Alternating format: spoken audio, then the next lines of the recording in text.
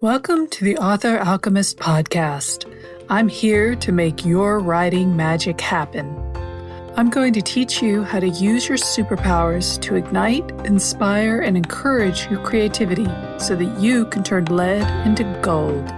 Join me, Kimber York, as I delve into the many mysteries of inspiration, motivation, and imagination.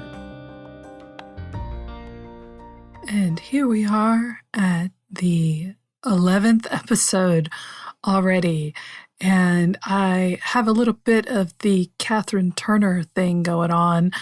I've spent the last week essentially conked out on cold medicines and sleeping in my bed. The only time I've really gotten up is to walk the dog, because I'm a responsible dog mom, and fix myself some chicken soup. I was joking with a friend of mine. I think I'm actually technically about 73% chicken soup in my body at this point. Not blood, chicken soup running through the veins. So yeah, I have not been very productive this past week at all. Well, I suppose getting well itself, recovering from a cold, is in its own way productive. It just doesn't feel that way. Okay, but I'm back and I am recording a podcast. I probably sound worse than I actually feel at this point. I'm pretty much recovered, going back to the day job tomorrow as I'm recording this on a rainy Sunday afternoon. And you might hear the dog snoring in the background a couple of times because she snores. So let's get back to the real topic at hand and talk about writing. The specific topic this week is going to be about how you write. And as I hope you're familiar with by this point, you know that I am more interested in the motivational, inspirational side of working with writers than the grammar and technical aspects of it. So it might seem odd that I'm devoting an episode to how you write and other writing methods. But the reason I feel that this is important because it is a critical aspect of self-acceptance. We get hammered a lot as creatives on how to do things correctly or how to do things the proper way. And especially those of us who went through, for instance, formal writing programs, either an MFA or high-level retreats that sometimes can last for weeks, even months on end, get drilled into their head about specific ways to write and how that makes you a real writer. And it's a cultural thing as much as it is a practical thing. I think a lot of the advice on how to write is well-intentioned. It is meant to get writers on their duff and writing, because we all usually sit down when we write, unless you have a standing desk, which I'm kind of jealous of. I have one at work, but I don't have one at home, and I really wish I kind of did. I spend way too much time sitting in this damn chair. I would love to have a standing desk at home as well. Anyway, off topic. How do you write? The alchemy lesson for this is really, it doesn't matter. Writing methods matter less than getting the writing done, right? And that's the important thing. But it's easy to say, too. Don't worry about how you do it, just do it. And that never helped me either, so that's not what I'm going to tell you. That's not the final we're done. Okay, now I've told you everything I know about that into the podcast. No, we're going to dig into this a little bit. And as usual, I found a great Tumblr meme that talked about this. I will include a link to it in my notes section for this podcast. But I'm going to read it aloud to you here, and it's titled The Two Methods of Fic Writing. And of course, this was directed towards fan fiction writers, but it's pretty universal, I think. So here we go. Number 1, don't think, don't breathe, don't question where the inspiration comes from. Just write like the wind before it leaves. 2, meticulously plan the plot out until you actually have to write the story and then struggle and suffer. And bonus method, no inspiration or plot, just an idea that you want to keep working on, but you just stare at the screen blankly with tears running slowly down your face. I think we can all agree that the bonus method is probably the most practiced and also the least desirable of all options. But the other 2 methods actually describe methods of writing that are fairly well accepted in the writing community overall, at least over the last possibly 10 years.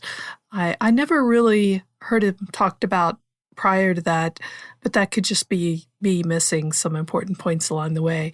Anyway, number 1, where you just write like the wind, is really how pantsers do it. And pantsers, I'm probably going to have a whole nother episode dedicated to pantsing, because that's how I write.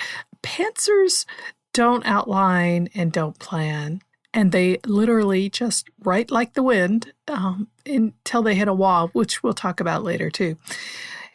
The second one, meticulously plan the plot out. Of course, those are the outliners or the planners. Those are the people who are writing out very long outlines with subsections and subsections and character sheets, and I admire them greatly, and I am hopeless at it. So you see where my preferences lie, but both methods are actually equally good. So I want to encourage you a little bit to step outside the box of how you think you're supposed to write and everything you've read about in all the writers' magazines and all the how-to books, and instead think about how you actually get writing done. I'm going to go out on a limb here and assume that most people that I'm talking to right now have written something. And if you have written something, think about how you wrote it. Did you sit down beforehand and on a napkin at a bar scratch out Act 1 and Act 2 and Act 3 and the names of the characters and their ages and their hair color? Or did you just burn with a flame sitting at the keyboard, pounding out a scene followed by another scene followed by another scene? How you write when you are inspired is a great clue to how you should be writing all of the time. Both methods are valid, and it's valid to go back and forth. You might be a pantser when it comes to fan fiction, and you might be an outliner or a planner when it comes to that murder mystery novel that you've been working on and can't seem to finish.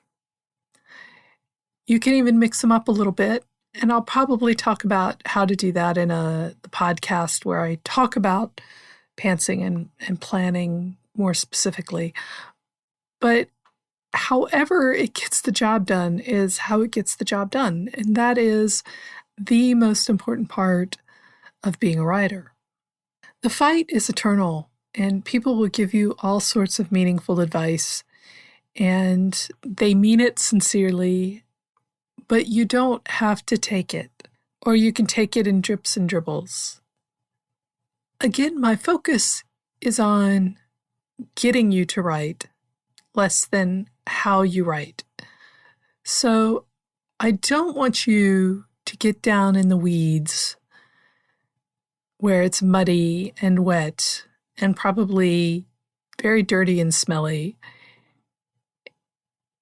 and just flounder around getting all your clothes muddy and wet and dirty and smelly.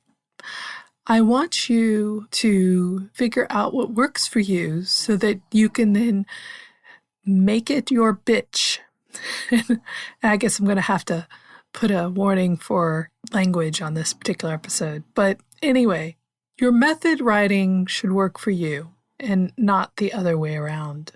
What is important is what you do to finish the story. And, well, let's back it up a little bit. What's important is what you do to start the story and to write the middle of the story, as well as finish the story. All these parts are important. I know how exciting it can be to start a story or to work on an idea and then lose steam. This is where your self-knowledge of your writing method comes into play. Because when you get to the point where writing becomes hard, if you haven't hit that point yet, trust me, you will. When you hit that point where writing becomes hard, your writing method is the engine that will keep you going down the road of the story. Because you can fall back on your knowledge of how you write and how stories develop in your mind and know that even though it might be difficult for right now, you can push through and finish the story. It's a confidence that will come from experience. The more you write, the more confident you become in it. The more stories you finish, the more confident you become that you'll finish other stories. But the confidence of doing is important because when you know how to do something in any art, then you know if you've reached a stumbling block or a hurdle or what feels like a wall, you know that there are techniques for getting around it. So sometimes with pantsing, and I'm going to use that as an example first because that's obviously the one I'm most familiar with. With pantsing, it's very easy to write yourself into a dead end. And I remember the first time I was really cognizant of the fact that my writing style as a pantser got me into trouble. It was a fanfic, and it was one of the first really long fan fictions that I wrote and finished. Well over 50,000 words. And I got to a point where I killed off the main character, which in fan fiction, not ideal. Unless you're writing really dark fic, which I don't generally, you don't want to kill off the character everybody loves. It's just kind of a bad idea. I actually ended up killing off like several of them. And I realized, wow, that is not how I want this story to end. I emailed some of my friends in the fandom and whined and cried about it and thought about it. And I realized that by not outlining my story and just following my muse down this path, la-di-da, I ended up at a very literal dead end. But here's the thing. By that point, I knew I was a pantser. And I had a premonition, you might say, that things were not as dire as I thought they were at first. And indeed, after I let the story stew for a couple of weeks, I had a sudden brilliant insight that came to me while I was doing a reread of what I had written so far. I had already planted the scenes for the plot twist that I put in to save my characters. In other words, to pull them out of the death throes that I had stuck them in, and actually ended up with a very clever story that I was very proud of and was very well received in the fandom. Now, looking back on it now, of course, I think it's, it's so amateur, blah, blah, blah. And yeah, we all get critical of our work. But at the time, it was pretty good for the skill set I had and what I was working with and how out of water I felt writing something that long and plotty. So now I know that if I write myself into a corner, even a corner where everything looks dark and bleak and closed in, and my characters have no chance of making it out alive, that if I just wait a little while, let it stew, simmer, ferment might be a better word, but when I go back and read it, I will be able to pull threads out of what I've written and find a way to get my characters' backs away from the wall and into the plot again. I know this about myself now as a writer. I'm comfortable about myself with that. I'm comfortable with that technique as a writer for my stories. Not a lot of people are comfortable with that kind of uncertainty in their stories, but I am, because I know how I write. I understand my writing method. And don't get me wrong, there are times when I do some outlining. I'm thinking particularly right now of, I call it my vanity novel, Wolves of Harmony Heights. I started it as a NaNoWriMo National Novel Writing Month story, and it became a monster of a story. It's 400 pages long. It's a feel-good, polyamorous, werewolf, shifter, witches story, and I love it. I'm one of the few people who do love it. But I remember when I was deep in the weeds with this story, and there were many times where I wrote myself into corners and had to stop and let the story figure itself out in my brain. But I just had things out of whack. Again, this was a 400-page novel. I think it's 250,000 words about. And I was just losing the thread of some of the character arcs and the days of the weeks and what happened when. So I kind of retconned an outline. My friend Kim laughed at me about mapping out the days of the weeks for the student school calendar, 'cause a couple of the characters are high school students. But for me, it was a matter of trying to figure out, well, is it Monday? Is it Thursday? It didn't really matter what day of the week the story started, but it had to be consistent throughout the whole thing. So I had to create a whole spreadsheet with the days of the weeks and the dates and when was the homecoming dance and how long were people spending on this thing, and what was the break of time between events. And I ended up essentially with an outline. Didn't really intend to, but I had to keep it straight. So as much as I love pantsing, there are times when I will default to outlining because of technical reasons or simply because the stories become too unwieldy. And I probably will end up with some form of an outline for my Dragon's Grail series. There's only one book published at the time of recording this podcast, but 5 books are written out, and it was designed to be a 12 to 20 novella series. So yeah, I think I'm going to have to end up with some kind of outline, but that's more of a thing to keep things straight rather than as a direction for my writing. And that's me. That's how I do it. The comfort zone I have in knowing that is what helps me keep writing even when things aren't making sense to me, really. You could only understand that comment if you're a fellow pantser. I don't think the planners or the outliners are going to relate to that statement at all. Trust me, it's a true one. For those who outline, the value is having the framework and the structure in place before you sit down and end up getting lost in the weeds.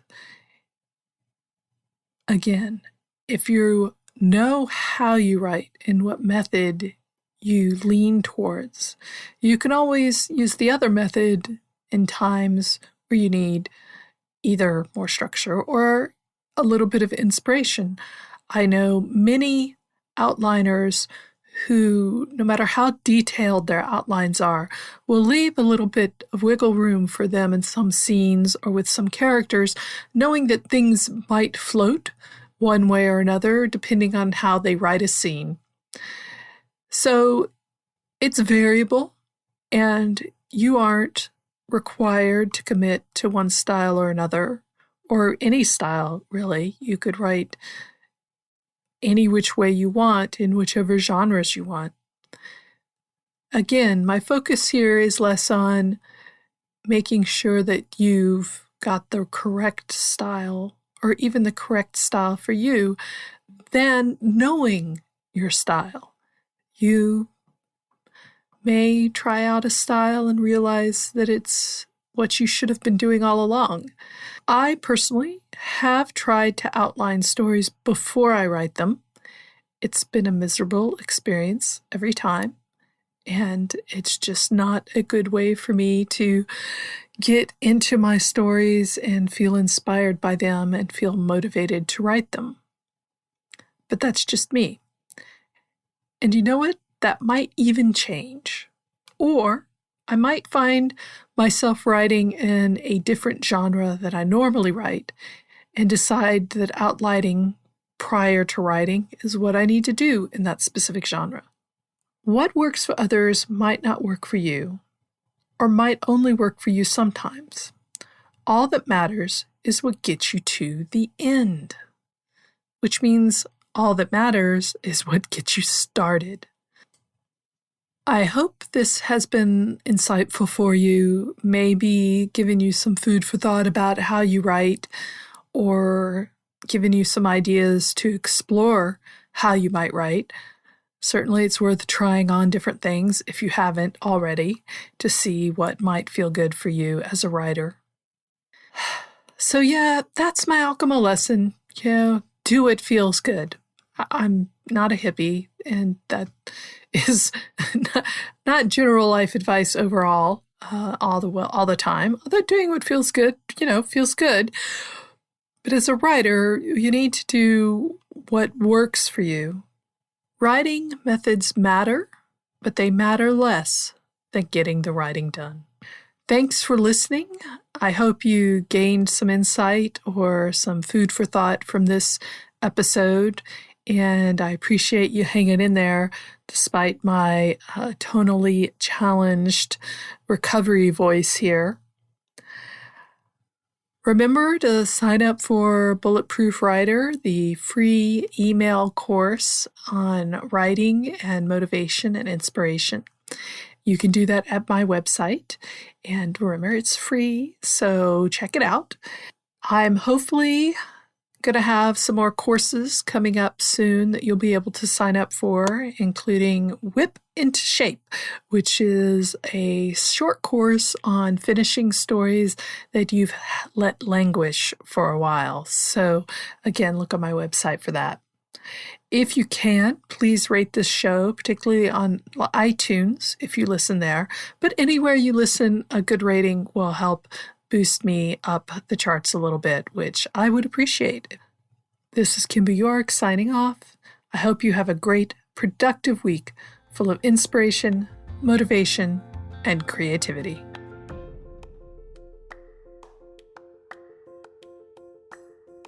Thank you for listening to the Author Alchemist podcast. I'm Kimber York, and I hope this episode has helped to clear away the cobwebs from your inspiration and given you the power to write the stories you want to read. Now, it's time for us to get some writing done. Talk to y'all soon.